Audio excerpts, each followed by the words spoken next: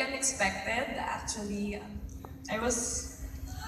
nagsushoot lang ako ng endorsement, tapos bigla ako sinabihan na nanalo ko. Hindi ko talaga in-expect. Siyempre gusto ko muna pasalamatan yung PMPC. Actually, I have to be honest, hindi ko naisip na pwede pang ma-recognize yung movie namin after yung MMFF Awards. So I really did not expect this again. Thank you. This really means a lot to me. Siyempre to my basic support group sa ABS-CBN, Star Magic family ko, kay Tita Mario, kay Mr. M, kay DMV, Direct Manny Valera, thank you so much, kay Tita Beth, Tita Jet.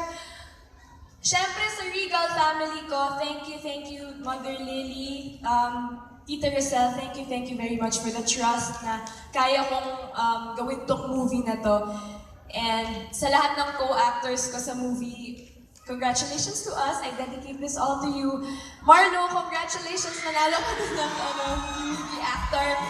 And of course, I would like to especially dedicate this award to my director, si Direk June Lana. Of course, I really know that hindi ko makukuha tong award na to if I didn't have you as my director. So thank you very much, Direk. And last but not the least, I will never ever forget to thank you, G. Thank you very much. I'm very undeserving for all these blessings, pero thank you very much.